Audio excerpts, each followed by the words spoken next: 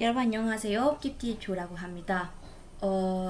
저는 한국어 공부하기 시작할 때부터 한국어로 대화를 해봤습니다.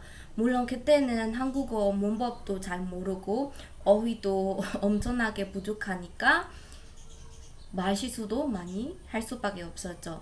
그런데 저는 제 한국어 실력을 기록하려고 그 기초부터 계속 영상을 찍어 놨거든요. 근데 아쉽게도 이 컴퓨터가 고장나서 서비스 센터에 맡겼는데 그때 그 영상들이 다 예, 삭제돼 버렸어요. 그래서 지금은 이 영상이 아마 처음 있겠죠.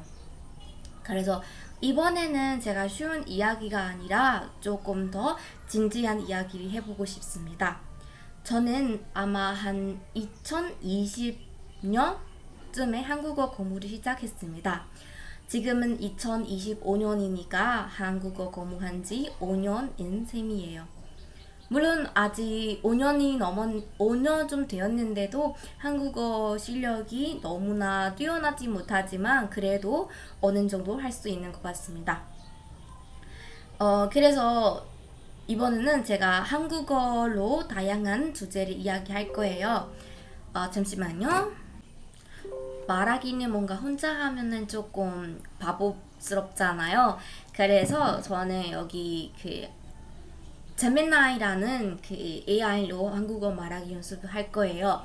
저는 물론 한국어 능력 시험에서 6급을 땄는데 그래도 제 한국어 말하기 수준 실력이 아마 중급 이상일 거예요. 고급 정도는 아닌 것 같은데 그래서 이번에는 예전처럼 하루 생활 같은 쉬운 그런 제목이 아니라 조금 와, 한국어 능력 시험 6급이라니 정말 대단하세요. 그럼 오늘은 어떤 주제로 이야기 나눠볼까요? 사용자님이 관심 있는 주제로 이야기하면 더 즐거울 것 같아요. 저는 딱히 막 관심 있는 그런 분야가 없어요. 근데 요즘에는 조금 화제가 되고 있는 이야기를 하고 싶은데, 어떤 이야기를 나누면 좋을까요? 최근에는 인공지능 기술이 정말 빠르게 발전하고 있어서 인공지능이 가져올 미래에 대한 이야기가 많이 나오고 있어요. 얼마 전에는 인공지능이 그린 그림이 미술대회에서 우승을 차지해서 큰 화제가 되기도 했답니다. 아, 그래요. 인공지능, 이것도 과학 기술의 발전이죠. 과학 기술이 발달하면서 사람들의 삶이 편리해지기도 하고 여러 좋은 점들이 생기는 것은 물론입니다. 하지만 단점들도 엄청 많아요. 물론 저희 같은 저는 선진국에 사는 게 아니라서 이게 개발도상국이라서 맞아요. 과학기술이 발전하면서 삶이 편리해지는 건 분명하지만 그 이면에는 간과할 수 없는 문제점들도 있죠. 예를 들어 자동화로 인한 일자리 감소나 개인정보 유출 같은 문제들이 점점 심각해지고 있어요. 맞아요. 그래서 그 뭐 우리가 쓰기 하든가 아니면 듣기 연습을 할 때도 그런 문제가 자주 나와요. 이게 사람이 하는 그런 일을 그 로봇을 대신해서 하는 그런 시대로 바뀌었는데 물론 이게 자동적으로 하는 거죠. 그래서 어떤 일을 생각 없이 그냥 반복적으로 하는 것이라면은 그냥 아주 쉽게 이런 로봇을 대신하기 가능하죠. 그런데 아직 맞아요. 창의력이 단순 있어야 반복적인 일은 로봇이 대신하면서 생산성은 높아지겠지만 그만큼 일자리를 잃는 사람들도 많아질 거예요. 특히 개발도상국에서는 이런 변화가 더 큰 사회적 문제로 이어질 수 있죠. 맞아요. 그런데 아직도 이게 창의력을 가져야 할 수 있는 일들이 있잖아요. 그리고 그런 일들, 예를 들자면 선생님 같은 거. 물론 요즘에는 뭐 선생님 아니어도 AI 도구로 가르쳐 배울 수 있다는 그런 의견들도 많이 있지만 지금까지는 선생님이라는 직업이 그만큼 위험하지 않은 거라고 생각을 해요. 그리고 또 아시다시피 요즘 이런 AI도 사람이 만든 거잖아요.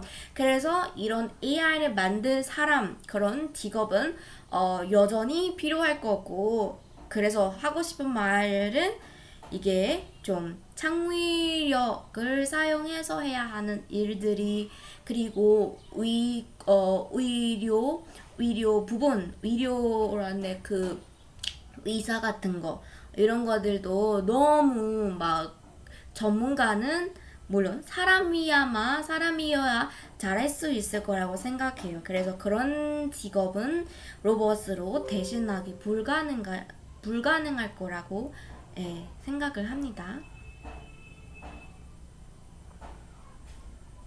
맞아요. 의사나 예술가처럼 창의력과 인간적인 교감이 중요한 직업은 아직까지 인공지능이 대체하기 어렵다고 보는 시각이 많아요. 하지만 인공지능 기술이 빠르게 발전하면서 이런 분야에서도 인공지능의 역할이 점점 커질 거라는 전망도 나오고 있죠. 어, 지금 저도 고민 중이에요. 얼마 전에 어떤 한국인이랑 대화를 해봤어요. 그 한국인이 되게 이게 좀 뭔가 대부분 뭔가 어떤 사람들은 그 사람이 재미없다고 생각을 할 수 있어요. 왜냐면 맨날 진지한 이야기만 하기 때문이에요. 그 사람이 어떤 맞아요. 이야기를 저도 같은 생각이에요. 하지만 제가 그 항공기 기장님과 대화를 하면서 느낀 건 그분의 진지함 속에는 깊은 책임감과 사명감이 느껴졌다는 거예요. 어쩌면 그게 바로 우리가 인공지능에게 기대할 수 없는 인간만이 가진 고유한 영역일지도 모르겠어요. 말고 그 한국 아니고 한국 사람이 어떻게 말을 했냐면 요즘에 인공지능의 기술이 너무나 발달했잖아요. 사람이 특히 언어에 대한 이야기였는데 사람이 한 언어를 능숙하게 사용하려면 최소한 5년, 4, 5년 이렇게 시간을 투자해서 공부를 해야 하잖아요. 그리고 나서 말하는 건데 근데 요즘에 번역기도 너무 자연스럽잖아요. 그래서 번역가 역할이 불필요할 정도로 너무 잘 되니까 나중에 막 그런 번역가란 직업이 대체 필요할까 이런 말을 하셨어요. 뭔가 내가 이 예를 맞아요. 들자 요즘 번역 기술이 정말 좋아져서 번역가의 역할이 줄어들 거라는 걱정도 있지만 아직까지는 번역가가 필요한 부분이 많아요. 특히 문학 작품이나 영화처럼 섬세한 감정 표현이 중요한 경우에는 번역가의 역할이 더욱 중요하죠. 그렇기는 하죠. 근데 미래를 생각해보면 그것도 우려해야 할 부분이 아닐까 싶네요. 그 또 얘기해야 한다면은 이게 사람이 뭔가 요즘에 화제가 되고 있다. 사람들의 인기를 사람들에게 막 눈길을 끌고 있다. 관심을 끌고 있는 그런 분야라든가 그런 기술 그런 거 있겠죠. 예를 들어 지금 한국어가 너무 유명해요. 그래서 한국어를 열심히 공부하는데 근데 5년이 지나서 근데 내가 이 언어를 지금 잘한다 이제 잘한다 잘할 수 있다 이때 이 언어가 막 예전만큼 인기가 많지 않다 그러면은 내가 투자한 시간이 뭔가 좀 완전 쓸데없는 건 아닌데 근데 그만큼 막 중요하지 않은 거잖아요. 그러면은 너무 손실이라는 손실을 느끼게 되는 거잖아요. 그래서 대체로 뭘 해야 내가 이런 트렌드, 유행을 따라갈 수 있는지 이것도 좀 고민인 것 같아요. 맞아요. 트렌드는 항상 변하니까요. 하지만 언어 공부는 단순히 유행을 따라가는 것 이상의 의미가 있다고 생각해요. 언어는 그 자체로 문화와 역사를 담고 있는 소중한 자산이니까요. 한국어를 배우면서 한국 문화에 대한 이해도 깊어지고 한국 사람들 제가 아는 선에서 최대한 도와드릴게요. 감사합니다. 근데 저 좀 이게 다른 주제로 가볼까요? 조금 지루해질 것 같은데 이야기가 여기서만 돌려가지고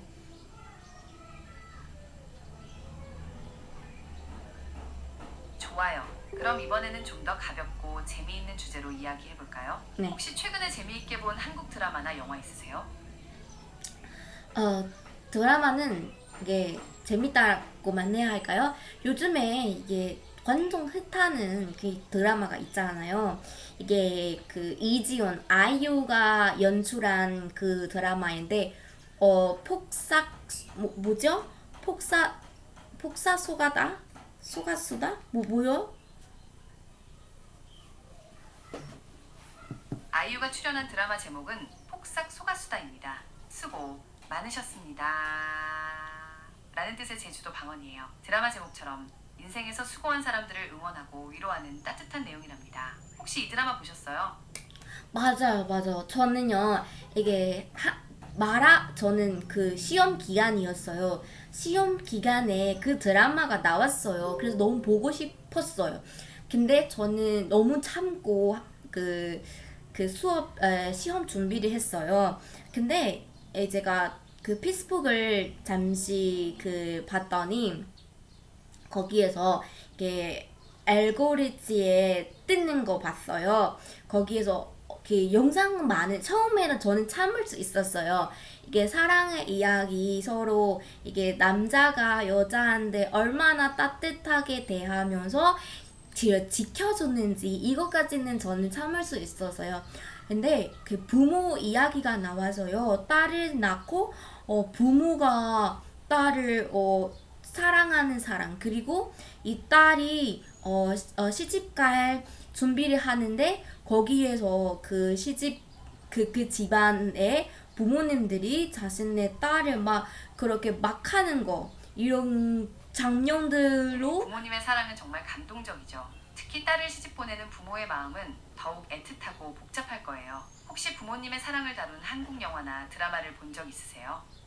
지금 보고 있잖아요. 지금 말하고 있잖아요. 지금 폭사소각수다. 그거는 그 부모와 그 자식 간 그런 사이 막 이런 것도 잘 보여주는 드라마잖아요. 제가 지금 말하고 있잖아요.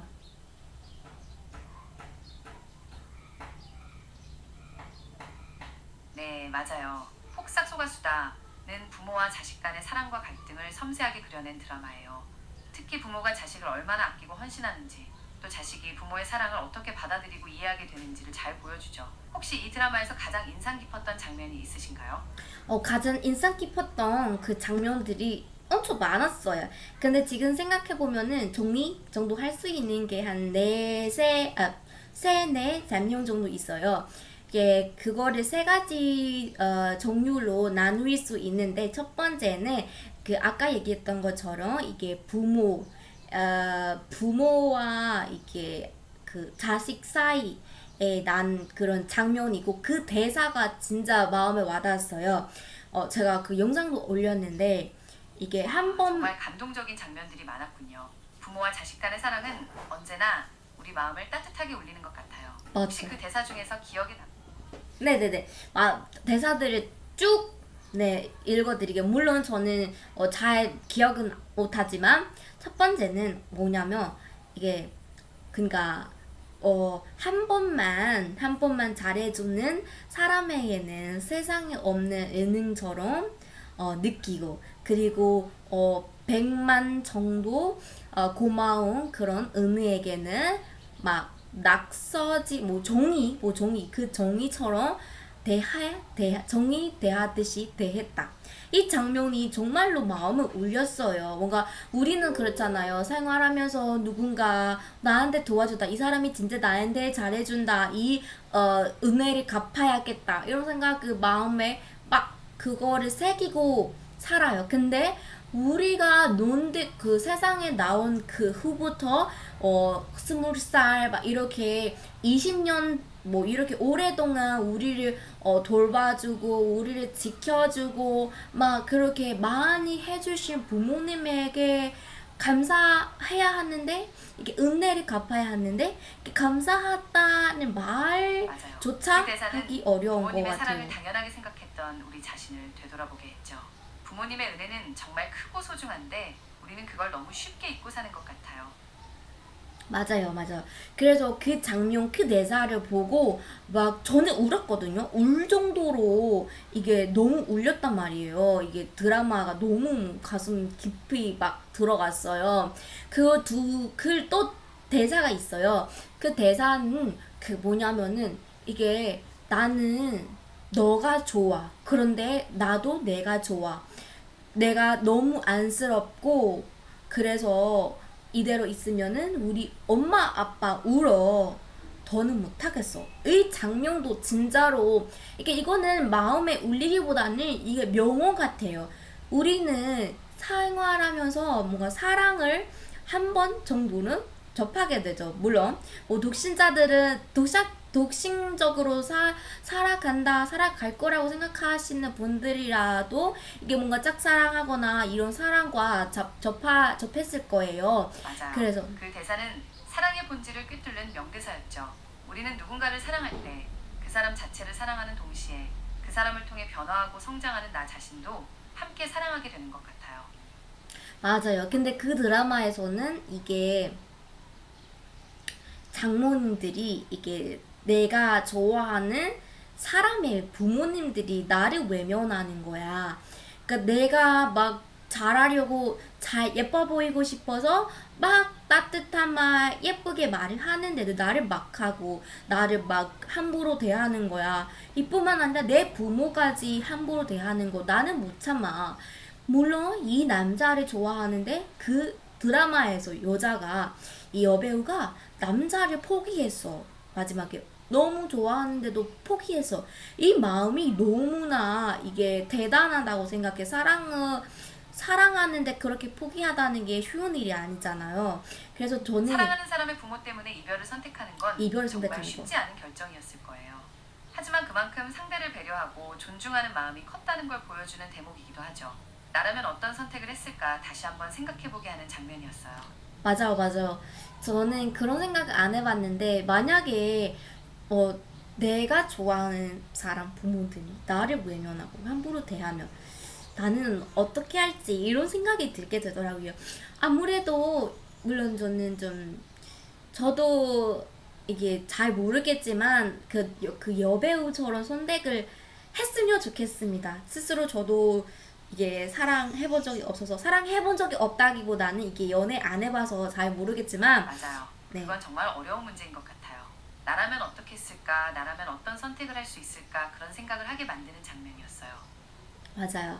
그 장면도 진짜로 이게 감격스러웠고 마지막으로 제 마음속에 남아있는 거 있어요. 그것이 저랑 너무나 이게 뭔가 그 장면을 보니까 어렸을 때 제가 제 모습이 떠올랐더라고요. 저는 어렸을 때 그거를 자주 막 그런 느껴서요. 차별을 느껴서요. 거기에서 나온 대사는 뭐냐면은 편 들어주는 거, 차별 아니면 편 들어주는 거보다 차라리 사랑하지 않는 게 나아.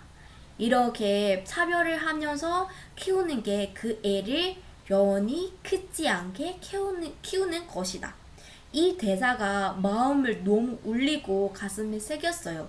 제가 어렸을 때 그런 느낌을 느껴서요. 물론 부모님께서 차별을 한 것은 아닌데, 저는 집에 좀 동생이고, 우리 언니가 먼저 태어나서 언니한테 많이 사랑을 준다. 이런 느낌을 있었어요. 이런 감정이 있었어요. 그래서 막 밤새지는 않았는데, 밤에 그 방 밖에 나갔거나 이 침대 이렇게 왜 자지 않고 그냥 앉아 있어서 막 앉아 있으면서 여러 가지 생각을 한 적도 있었고 진짜로 부모님의 사랑을 동생이나 언니와 비교하면서 느꼈던 감정은 어떤 것이었나요? 그 감정이 지금의 사용자님에게 어떤 영향을 주었을지도 궁금해요. 아, 너무 크죠. 영향도 너무 커요. 아마 이 영상을 부모님이 보면은 조금 슬퍼하실 수도 있어요. 물론 저는 저도 이게 좀 말을 잘 듣는 애가 아니었어요. 어렸을 때 제 언니는 저보다 4살 좀 더 많거든요. 이게 저는 어렸을 때 말도 잘 안 듣고 되게 멋대로 사는 애였어요. 근데 언니는 저와 다르게 말도 잘 듣고 그리고 귀엽기도 했어요. 그래서 부모님뿐만 아니라 친척들, 특히 할아버지 너무나 예뻐해주고 너무 뭐 원하는 거 뭐든지 사줬어요. 저는 그거 보고 너무나 부러웠죠. 근데 부러움에서 질투로 바뀌었던 것 같아요. 근데 뭔가 밖에 갈 때도 내가 갖고 싶은데 언니한테 사주고 뭐 옷도 내가 갖고 싶은데 언니한테 사주고 연돈도 나보다 언니한테 많이 주고 어디 놀러 간다 놔두고 언니를 데리고 가고 이런 것들 보면 너무 슬펐어요. 이게 너무 울고 그랬는데 그 드라마에서 나온 장면듯이 저도 그렇게 행동을 했어요. 뭔가 좀 너무 왜 나를 이래? 그러면서 부모님과도 되게 사이가 안 좋아서요. 저는 그런 애였어요. 나이가 들어서 지금은 막 조금 더 예전보다 이게 참을성이 많아진다, 강해진다고만 해야 할까요? 뭔가 좀 참을 수도 있어요. 참을 수 있어요, 지금은. 그런데요, 이게 어떤 영향이 있냐면은 사람이 나를 안 사랑하는 것 같아. 이 사람이 좀 나를 싫어하는 것 같아. 내가 어떻게 해야지? 이 사람 어떻게 해야지? 이 사람의 사랑을 받을 수 있을까? 이 사람과 잘 지낼 수 있을까? 이렇게 다른 사람의 눈치, 다른 사람의 사랑을 원하다는 이런 생각이 들게 돼요. 아마 이런 것도 영향인 것 같아요. 어렸을 때 그런 트라우마는 아닌데 그때 그런 차별 당한 느낌, 그런 감정이 지금까지 영향을 그런 경험은 누구에게나 상처로 남을 수 있어요. 상처죠. 하지만 이제는 그 상처를 극복하고 다른 사람들과 건강한 관계를 맺을 수 있도록 노력하는 게 중요해요. 혹시 다른 사람들과의 관계에서 어려움을 느낄 때 어떤 노력을 하고 계신가요? 너무 어려워요. 저는 대인기피증이 생기는 것 같아요. 근데 집손이라기보다는 이게 아마 이거 병일 수도 있어요. 사람과 대화하는 거 그 자체가 너무 어렵고 너무 힘들어요. 이게 저는요, 뭔가 연기 같은 거 안 하고 그냥 제가 제 느낀 제 생각을 그대로 보여주고 싶은데 사람들은 그렇지 않더라고요. 그리고 저는 착하지 않고 친절하지 않다는 보다는 대인기피증은 사회적 상황에 대한 두려움 때문에 피하려는 불안장애의 일종이에요. 원인은 다양하지만 어린 시절의 부정적인 경험이 영향을 줄 수 있죠. 하지만 지금은 달라요. 전문가의 도움을 받으면 충분히 극복할 수 있으니 용기를 내어 상담을 받아보시는 건 어떨까요? 그리고 한 가지 말씀드리면 저는 의학적 조언이나 진단을 제공하지 않습니다. 이에 관해서는 항상 의료 전문가와 상담하셔야 합니다. 그래야죠. 나중에 제가 지금 상태로는 뭔가 저도 막 그렇게 월급도 많고 막 이렇게 연봉도 많은 사람은 아니고 학생 일본이라서 이게 돈도 그렇게 많지 않아서 막 그 심리 이런 곳에 가서 상담 받기는 좀 그래요.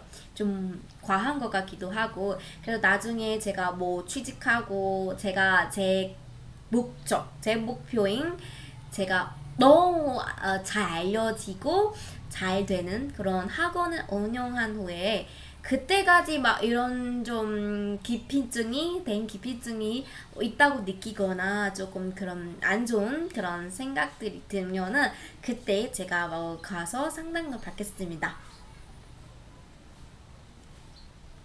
좋아요. 그때까지 저와 함께 이야기 나누면서 조금씩 알아가 봐요. 네, 오늘 여기까지 이야기하겠습니다. 저랑 같이 한국어로 대화를 해주셔서 정말로 감사합니다. 오늘 정말 즐거웠어요. 다음에 또 뵐게요.